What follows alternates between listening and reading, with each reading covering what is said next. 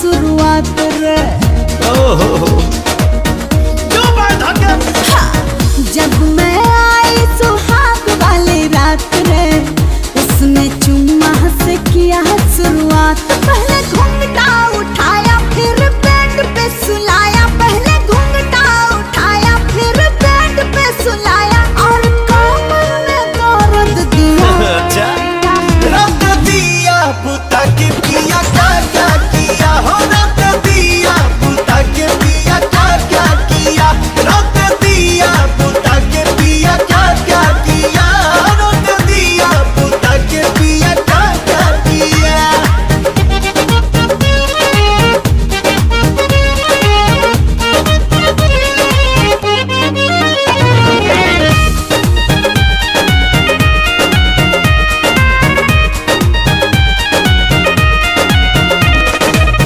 डाका डाल दिया पहली मुलाकात में, कैसा कैसा फील हुआ आधी आधी रात में, कैसा कैसा फील हुआ आधी आधी रात में, डाका डाल दिया पहली मुलाकात में।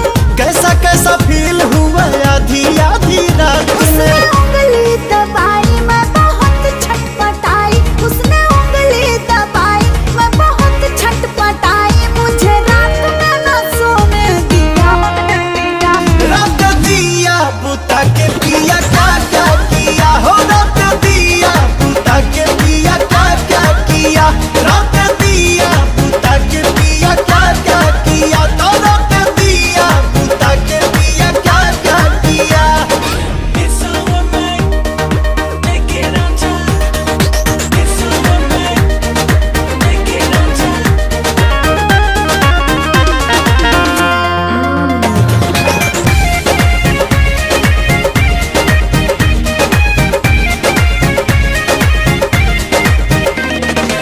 रात झकझोरी में तोड़ दिया चूड़ी, हमको बता दे रानी क्या थी मजबूरी, हमको बता दे रानी क्या थी मजबूरी, रात झकझोरी में तोड़ दिया चूड़ी।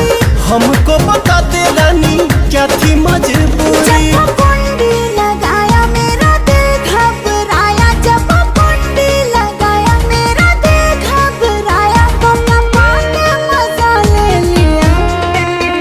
रख दिया बुता के पिया क्या क्या किया हो, रख दिया बुता के पिया क्या क्या किया, रख दिया बुता के पिया क्या क्या किया, रख दिया बुता के पिया क्या क्या किया।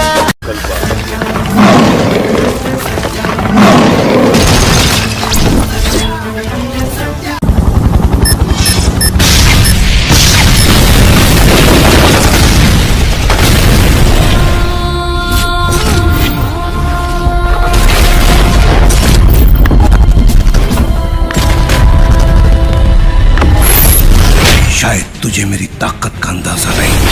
हलाल तो तू होगा हिंदुस्तानी काफिर। हिंदुस्तानी जिगरा होना चाहिए।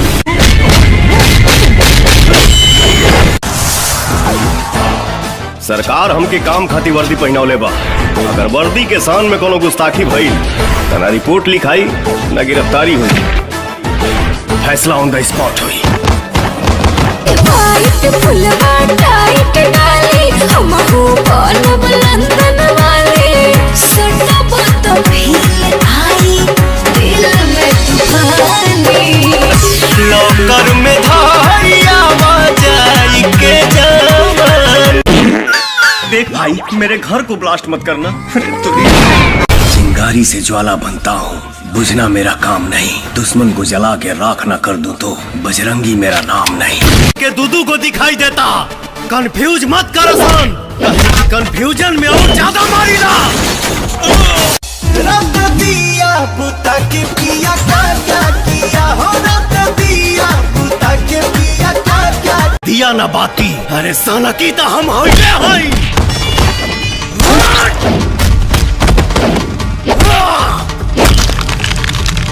बाप से मस्ती नहीं, तेरी हस्ती मिटा दूंगा।